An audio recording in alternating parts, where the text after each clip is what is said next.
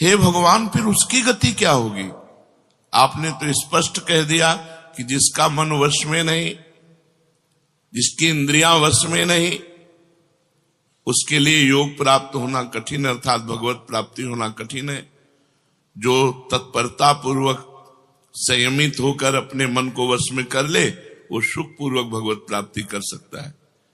पर उस साधक की क्या गति होगी जिसका मन, बुद्धि, चित्त, अहंकार ये वश में नहीं है, और वो साधना करता है, नाम जप करता है, सत्संग करता है, स्वाध्याय करता है, पर इंद्रिय विजयी नहीं है, मन विजयी नहीं है। अंतिम समय उसकी भगवत स्थिति नहीं रहेगी, क्योंकि वो मन विजयी नहीं है। विषयाशक्ति है, असावधानी है, अंतकाल में मन परमात्मा में नहीं लगा, विचलित हो गया, साधन से हट गया, परमात्मा की प्राप्ति नहीं हुई। तो हे कृष्ण, कृष्ण सबको आकर्षित करने वाले, हे भगवान आप ही जान सकते हो, इस प्रश्न का उत्तर आप ही दे सकते हो कि उसकी क्या गति होगी। तात्पर्य है कि वो नरक तो जाएगा नहीं, क्योंकि नाम जप करता है। थोड़ा भी नाम जप करता है तो नरक नहीं जाएगा, थोड़ी भी भक्ति करता है तो नरक नहीं जाएगा। अजामिल के प्रसंग में यमराज जी ने अपने दूतों को आदेश किया था कि यदि कोई भी नारायण कृष्ण हरि बोलता है, गले में कंठी बांधे, वैष्णव है, भगवान का दास है, भूल करके मत जाना, तो नरक तो जाएगा नहीं, क्योंकि साधन करता है, नाम जप करता है, पाठ करता है, पर जितेंद्री नहीं है, मनोनिग्रही नहीं, इसलिए भगवत प्राप्ति तो होगी नहीं, ये भगवान कह रहे हैं। पर नरक तो जाएगा नहीं, क्योंकि नाम जप करता है, और स्वर्ग की इच्छा नहीं, इसलिए स्वर्ग नहीं जाएगा, और मोक्ष इसलिए नहीं हुआ कि वो मन इंद्रियों को बस में नहीं किया। तो उसकी गति क्या होगी? काम गतिम कृष्ण गच्छति, वो किस गति को प्राप्त होगा?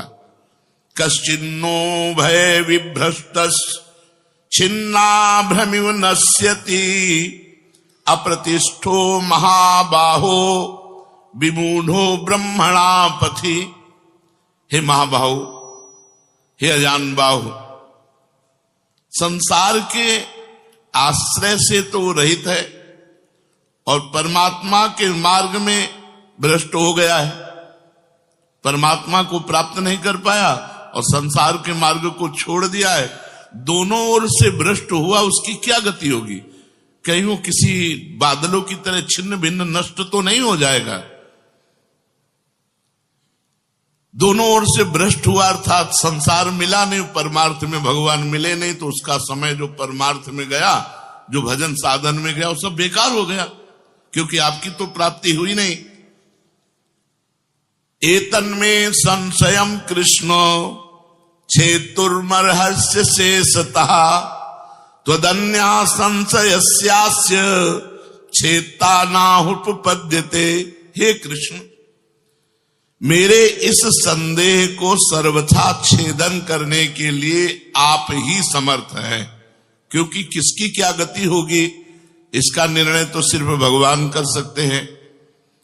इस संशय का छेदन करने के लिए आपके सिवाय इस सृष्टि में दूसरा कोई नहीं हो सकता, इसलिए आप का गति कृष्ण, उसकी क्या गति होगी? भगवान बोल रहे हैं, बहुत सुंदर बोल रहे हैं।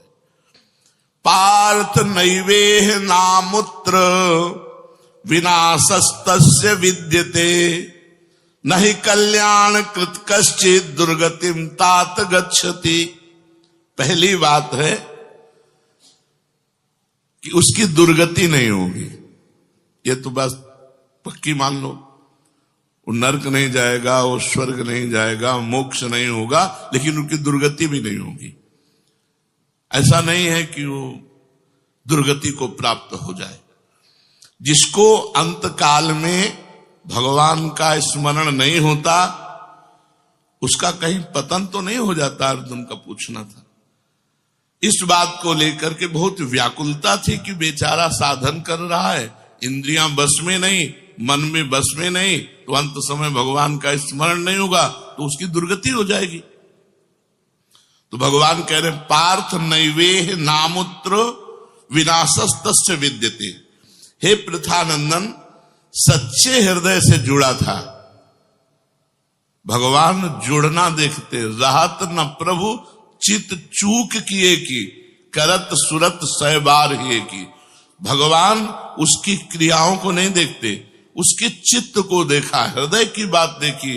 वो भगवान से जुड़ना चाहता है, वो भगवान को प्यार करना चाहता है, वो भगवान से मिलना चाहता है, पर इंद्रियां वश में ना होने के कारण, मन वश में ना होने के कारण बार बार वो विषयों में फिसल जाता है, बार बार भोगों में पतित हो जाता है। तो भगवान उसका पतित होना नहीं देखते, भगवान उसका चित्त से जुड़ना देखते हैं। रहत न प्रभु चित्त चूक किए की, करत सुरत सैबार हिए की। हृदय की बात देखते, सच्चे हृदय से भगवान में जुड़ना चाहता था। अब उसका पतन नहीं हो सकता, मरने के बाद भी पतन नहीं हो सकता। जितनी उसकी स्थिति भजन में बन गई है, उसके नीचे वो गिर ही नहीं सकता। बहुत बढ़िया बात है। हमारा अगर 100 नाम जप हो गया है तो 101 से चलेगा अगले जन्म में, 99 से नहीं चलेगा। जिसकी जितनी भजन में स्थिति हो गई है, उससे वो नीचे वो नहीं गिर सकता। देखो, पहली बात तो दुर्गति हो नहीं सकती, नरक जाना नहीं है, स्वर्ग जाना नहीं है, दुर्गति होनी नहीं है। आगे भगवान बताएंगे उसकी गति क्या होगी। उसकी साधना जितनी है वो कभी नष्ट नहीं हो सकती। चाहे जितना बड़ा पाप बन जाए, उस पाप का उसे दंड भोगना पड़ेगा, लेकिन उसकी साधना नष्ट नहीं होगी। ये इस मार्ग का बहुत बड़ा सपोर्ट है कि मानो हम दिन भर भजन किया, हमसे शाम के गलती हो गई तो बोले दिन भर का भजन नष्ट हो गया। नहीं, आपका भजन दिन भर का वो है, और जो आपकी गलती हुई वो अलग है। गलती का आपको प्रायश्चित या दंड भोगना पड़ेगा, और भजन आपका सुरक्षित है। वो नीचे नहीं गिरेगा, उसकी साधन सामग्री नष्ट नहीं होगी। ये बहुत हृदय को शीतलता पहुंच। हमने जो नाम जप किया वो हमारा सुरक्षित है, नाम जप वो कभी नष्ट नहीं होगा। उसका पारमार्थिक उद्देश्य भी नहीं बदलेगा। उसने उद्देश्य बनाया भगवत प्राप्ति, वो उद्देश्य भी उसका नहीं बदलेगा। हाँ, कितने जन्म लगेंगे ये उसका प्रयास होगा, प्रयत्न होगा। वो जन्मता मरता रह सकता है, ना भजन उसका नष्ट होगा, कम होगा, ना उद्देश्य उसका बदलेगा। वो लगेगा भजन। भक्त बीज पलटे नहीं, जो जुग जाए अनंत। ऊंच नीच कुल उपजय, होए संत को संत। वो कभी ऐसा नहीं हो सकता कि इतना भजनानंदी अब भ्रष्ट हो गया तो वो पतित हो गया, नीच और दुर्गति, अरे सब बेकार। कुछ नहीं, जो गलती हुई उसका दंड मिलेगा, और जहां से वो भजन कर रहा है वहीं से उसकी भजन की स्थिति आगे बढ़ेगी। जैसे उदाहरण में राजर्षि भरत का उदाहरण दिया था कि हिरन पे वृत्ति गई तो हिरन बने, लेकिन गंडकी नदी में खड़े होके हिरन बन करके भी इतना भजन किया कि अगला जन्म जड़ भरत जी के रूप में ब्रह्मबोध संपन्न महापुरुष के रूप में हुआ। तो भगवान कहते हैं, न ही कल्याण कृत कश्चित दुर्गतिम तात गच्छति। अर्जुन, हे तात, बहुत प्यार भरा संबंध है, उसकी दुर्गति नहीं हो सकती। जो मेरा थोड़ा भी भजन किया है उसकी दुर्गति नहीं हो सकती। साधक के लिए बहुत ही पॉइंट के आश्वासन की बात कह रहे कि थोड़ा भी भजन किया तो उसकी दुर्गति नहीं हो सकती, और अगले जन्म में परमात्मा प्राप्ति की लालसा इतनी प्रबल होगी कि वो इंद्रियों मन को वश में कर लेगा। इस जन्म में जो चूक हुई वो अगले जन्म में सुधार लेगा। उसकी दुर्गति नहीं होने का तात्पर्य है कि जो मनुष्य कल्याणकारी कार्य में लगा हुआ है, जिसके लिए मनुष्य शरीर मिला है, वो कार्य कर रहा है, भजन कर रहा है, सत्संग कर रहा है, स्वाध्याय कर रहा है, ठाकुर सेवा कर रहा है, वो अपने असली कार्य में लगा हुआ है, पर उसका मन चलायमान है, उसकी इंद्रियां चलायमान, तो उसकी दुर्गति नहीं होगी। कारण कि उसका ध्येय चिन्मय तत्व भगवान में है, इसलिए उसका पतन नहीं हो सकता। मैं उसकी रक्षा करता हूं, तो उसकी दुर्गति कैसे हो सकती है? क्योंकि उसने थोड़ा भी सही मेरा भजन किया है। मेरी दृष्टि सर्वभूत हिते रता है, सब पर मोरी बराबर दाया, सब मम प्रिय सब मम उपजाए। मैं सबको प्यार करता हूं। फिर जो मनुष्य मेरी तरफ चल पड़ा, अपना किसी तरह से कल्याण परम हित मानकर मेरी तरफ चल पड़ा, तो मैं उसे सबसे ज्यादा प्यार करता हूं। फिर मैं जिसे प्यार करता हूं उसकी दुर्गति कैसे हो सकती है? प्यार तो सबको करता हूं, लेकिन जो अपना मान करके मेरी तरफ चल पड़ा, मेरा भजन करने लगा, उसकी दुर्गति कैसे हो सकती है? मेरा वो समझे न समझे, उससे वास्तविक संबंध तो है ही। ममई वांसो जीव लोके जीव भूता सनातना। वो भले भगवान से संबंध ठीक नहीं लगा पा रहा, लेकिन भगवान तो जान रहे मेरा संबंधी है, मेरा अंश है ये। संसार के साथ उसका वास्तविक संबंध नहीं है। उसने मेरे साथ इस वास्तविक संबंध को, असली लक्ष्य को उसने स्वीकार किया कि अब इस जन्म में भगवान को प्राप्त करना चाहता हूं, तो चाहे जितना बड़ा गलती पड़ गई हो, अपराध पड़ गया हो, उससे दुर्गति उसकी नहीं हो सकती। भगवान कह रहे उसका किया हुआ साधन नष्ट नहीं हो सकता। हां, वो देखने में मोहित सा लगेगा कि भ्रष्ट हो गया, अब तो कोई भजन साधन नहीं, अब तो भ्रष्ट सा हो गया है, साधन छूटा दिखाई देगा। परंतु ऐसी परिस्थिति में भी मैं उसका साथ नहीं छोड़ता।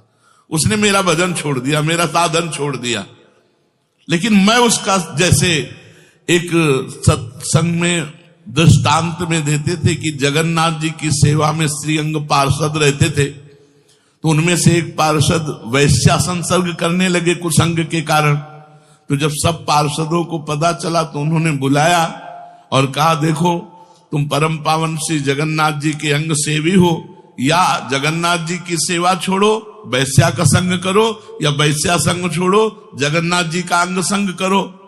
तो भगवान की माया से मोहित हुए, साधन से गिरे हुए होने के कारण उन्होंने जगन्नाथ जी का अंग संग छोड़ दिया और वैश्या का अंग संग स्वीकार किया। आश्चर्य की बात कि जब उनका शरीर पूरा हुआ, वैश्यागामी जो अंग संग सेवी थे, तो जब शरीर पूरा हुआ तो जगन्नाथ जी ने स्वप्न में अपने पार्षदों को आदेश किया कि उसकी अंत्येष्टि क्रिया हमारे पार्षदों जैसी की जाए। तो उनका प्रभु स्वप्न में ही कहा कि प्रभु उन्होंने तो आपको छोड़कर वैश्या को स्वीकार कर लिया था। तो बोले उन्होंने छोड़ दिया था, ये उनकी हिम्मत है, हमारी हिम्मत नहीं, हमारा स्वभाव नहीं है, हमारी सामर्थ्य नहीं है। हम एक बार जिसको पकड़ लिया उसको कभी छोड़ते नहीं। तो भगवान यहां कह रहे हैं कि कभी कभी वो मोहित हो जाता है, वो साधन छोड़ता, लेकिन मैं उसे नहीं छोड़ता। ये खास बात समझो, मैं उसे नहीं छोड़ता। उसका किया हुआ अपराध, किया हुआ पाप, भले उसको थोड़ा समय दंड भुगताने के लिए, लेकिन मैं उसे छोड़ता नहीं हूं। तो उसकी दुर्गति कैसे हो सकती है? इसलिए घटना घट सकती है। ये तो भगवान कह रहे हैं मनमानी मत करना, कह रहे घटना घट सकती है। आपने अपराध किया, आपको पाप का दंड मिल सकता है, लेकिन मैं उसके अंदर ऐसी व्याकुलता पैदा करूंगा कि वो सब प्रपंच छोड़कर दौड़कर मेरी तरफ भाग पड़ेगा, क्योंकि मैं उसे नहीं छोड़ता। जैसे गोपियों में थोड़ा अभिमान आया, मैं अंतर ध्यान हुआ, लेकिन उन्हीं के बीच में रहकर जहां व्याकुल हुई मैं प्रकट हो गया। तो भगवान कह रहे हैं कि एक बार जिसके भीतर थोड़ी भी साधना चल पड़ी, थोड़े भी संस्कार भक्ति के पड़ गए, नाम जप करना, वाणी पाठ करना, थोड़ा भी भगवत्कार, कर्म चैव तदर्थीयम सदित्येवाभिधीयते, तो उसका कभी पतन नहीं हो सकता जो संस्कार पड़ गया भक्ति का, क्योंकि सत वस्तु का कभी अभाव नहीं होता। तो फिर प्रभु गति क्या होती है उसकी? तो भगवान कह रहे प्राप्य पुण्य कृताम लोका नुषित्वा शाश्वती समाह शुचीनाम श्रीमताम गेहे योग भ्रष्टो भी जायते। आहा, प्राप्य पुण्य कृताम लोकान, उसने गंगा स्नान किया है, उसने नाम जप किया है, उसने वाणी पाठ किया है, उसने ठाकुर सेवा की, तो कोई साधारण है? बहुत बड़ा धनी है। भले लोक भ्रष्ट हो गया है, भले इंद्रियां उसके कब्जे में नहीं, भले मन उसके कब्जे में नहीं, लेकिन साधारण जीव नहीं है। वो भगवान का जन है, उसने नाम जप किया है, वाणी पाठ किया है, ठाकुर सेवा की, धामवास किया, तीर्थ अवगान किया, प्राप्य पुण्य कृताम लोकान। जो बड़े बड़े याज्ञिकों को, कि बोले इतने यज्ञ किए, अश्वमेध यज्ञ की, जो बड़े बड़े याज्ञिकों को जो सांगोपांग करते हैं, उन लोगों को स्वर्ग आदि लोकों पर अधिकार होता है। इसलिए वो पुण्य कर्म कहते हैं तो पुण्य लोक उनको प्राप्त होते हैं। पाप कर्म करने वालों को नरक भेजा जाता है। परंतु साधक पुण्य कर्म थोड़े किए, भजन किए, तो जैसे किसी रास्ते में चल के उसकी वीआईपी व्यवस्था की जाए, ऐसी व्यवस्था उसकी होती है स्वर्ग में। जितने दिन उसको अगला जन्म नहीं मिलेगा, उतने दिन भारी व्यवस्था स्वर्ग में उसकी होगी। पुण्यवताम लोके, जो बड़े बड़े पुण्य आत्मा पुरुष प्राप्त करते हैं, इतनी अमुक यज्ञ की, अश्वमेध यज्ञ की सांगोपांग, उनको उसकी वीआईपी व्यवस्था होगी। प्राप्य पुण्य कृताम लोका नुषित्वा शाश्वती समाहा। उसको शुभ कर्म का परिश्रम, बड़े बड़े परिश्रम करके जो स्वर्ग आदि के भोग प्राप्त करते हैं, उसे न प्रार्थना करनी पड़ी है, न शुभ कर्म करना पड़ा है, न यज्ञ आदि कर्मों का सांगोपांग अनुष्ठान करना पड़ा है, उसकी ना स्वर्ग की चाह है, तो उसकी व्यवस्था होगी। शरीर छूटते ही दिव्य लोक में जाकर के दिव्य भोगों की व्यवस्था, क्योंकि मन चंचल था ना, इंद्रियां चंचल थी ना, मृत्यु लोक के भोगों में ले भोग, स्वर्ग के भोग, सुंदर सुंदर जितने भोग हैं उन सब की बाहुल्यता। वहां भोगों की जो वासना बनी थी उसके अनुसार भोग। मान लो स्त्री की तो एक से एक अप्सरा, दुनिया का सब वैभव स्वर्ग में विराजमान है, त्रिभुवन में खूब भोगने के लिए सब एकत्रित कर दिया। क्योंकि भजनानंदी कोई साधारण थोड़ी है, उसकी वीआईपी व्यवस्था हुई। अब अंत समय से साधन में विचलित मना हो जाने के कारण जो बड़े बड़े परिश्रमों से, पुण्यों से प्राप्त होता है, वो ऐसे स्वाभाविक रूप से रास्ते में प्राप्त हो रहा है। ये उसकी गति नहीं है, ये अयाचिक वृत्ति से उसकी वीआईपी व्यवस्था है कि अब ले जा रहे हैं तो रास्ते में ऐसे थोड़ी कि कोड़ा मारते, पानी भी नहीं पिया रहे, धूप में ले जा, नहीं, सीधे उसको आनंद पूर्वक स्वर्ग आदि लोकों की दिव्य भोग वृत्तियां, जिन भोगों के लिए वो विचलित रहा है मनुष्य साधना करते समय, वो सारे भोग उसको वहां प्राप्त होंगे। वहां रहने पर इतना भोग दिलाया जाता है कि उसकी अरुचि हो जाती है स्वर्ग के भोगों से। तो मर्तलोक में आके दोबारा फंसेगा क्या? स्वर्ग के भोगों से अरुचि हो जाती है, जहां आसक्ति रही है वो भोग ही भोग उसको व्यवस्था कर दी जाती है, वो घृणा हो जाती है उसको स्वर्ग में ही भोगों से। इतनी वीआईपी व्यवस्था, क्योंकि अंदर से तो भजन था, उद्देश्य भगवान की प्राप्ति का था, तो स्वर्ग आदि के भोग भोगने पर उसे घृणा हो जाती है। वो अपनी वासना जो अंदर थी, जिनके कारण इंद्रियों मन को जीत नहीं पाया, वो देख लेता है, अरे अब ये तो मर्त्य लोक के भोग है, स्वर्ग के भोग, उसको वहां उसके अंदर घृणा हो जाती है। उसित्वा शाश्वती क्षमा, फिर उसे और ऊंचे लोकों में, अगर समय है अभी, तप लोक, जन लोक, महालोक, ब्रह्म लोक, ऐसे महान लोकों में उसे ऊंचे के लोकों में भेजा जाता है। और वहां भी इसलिए भेजा जाता है कि यहां के स्वर्ग के भोगों से रुचि, अब यहां के ब्रह्म लोक के भोग देख ले। भजन का फल है ब्रह्मादिक के भोग सब विषम लागत ताई, नारायण ब्रज चंद की लगन लगी है जाई। जब ठाकुर जी से मिलने की चाह लग जाती तो यही इसी शरीर में ब्रह्मादिक के भोगों से भी वैराग्य हो जाता है। भोग भोगने के उद्देश्य से नहीं, क्योंकि जो भोग भोगने के उद्देश्य से जाते हैं उनके पुण्य क्षीण होने पर फिर वो लौटकर मृत्यु लोक में आते हैं, इसलिए वो सीमित वर्षों तक स्वर्ग लोक आदि में रहते हैं। परंतु जिसका उद्देश्य भोग नहीं भजन था और योग भ्रष्ट हो गया है सूक्ष्म वासना के कारण, तो स्वर्ग आदि लोकों में जाएगा, उसका भजन नहीं क्षीण होगा। जैसे पुण्यात्मा स्वर्ग गया, भोग भोगा, तो उसका पुण्य क्षीण होगा, लेकिन इसका नहीं, इसका तो स्टॉक है, ये तो भागवतिक व्यवस्था है उसकी, ये ब्याज की व्यवस्था है। मूल तो ऐसे ही साधन संपत्ति है। देख लो, कोई घाटे का सौदा नहीं, वीआईपी व्यवस्था होगी। मरने के भी बाद अगर चूक हो गई तो, और चूक ना हुई तो सीधे निकुंज चलना है। वैसे यहां चूक हो जाए तो भी निकुंज जाना है, क्योंकि वृंदावन धाम है ना। अगर यहां शरीर छूटेगा तो यहां स्वर्ग थोड़ी ले जाएंगे, देवताओं का प्रवेश है नहीं, यहां तो वृंदा सखी सहचरियों का है। वो बहुत वर्षों तक उसके भोग सुविधा की सीमा नहीं रहती, ऐसी व्यवस्था होती है। अच्छा, जो भोग भोगने के उद्देश्य से ऊंचे लोकों में जाते हैं उनको फिर पतित होना पड़ता है, लेकिन ये योग भ्रष्ट जब ऊंचे लोकों में जाता है तो पतित नहीं होता, उसकी साधन संपत्ति प्रकाशित रहती है ज्यों की त्यों, और उसका सद्भाव जागृत रहता है। सब मिथ्या है, भगवान मिथ्या करवाते करवाते ब्रह्मलोक तक के भोगों का मिथ्या। अब उन सुख भोगों को भोगने के बाद शुचि नाम श्रीमताम गेहे योग भ्रष्टो भी जाते। अब यहां जब प्रकट हुआ, कब उसका जन्म होगा? कोई सीमा रखी जाती है? अरुचि सीमा रखी जाती है। जब तक उसे भोगों में अरुचि नहीं होगी तब तक ऊपर के लोगों को भोगों में उसे रखा जाएगा। नरक वरक तो जाने की बात नहीं, वीआईपी भोग।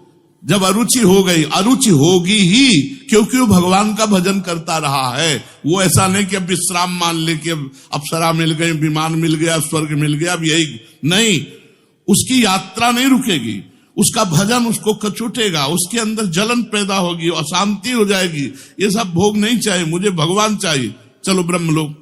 वहां भी ये नहीं चाहिए। तो अब शुचि नाम श्रीमताम गेहे योग भ्रष्टो भी जायते।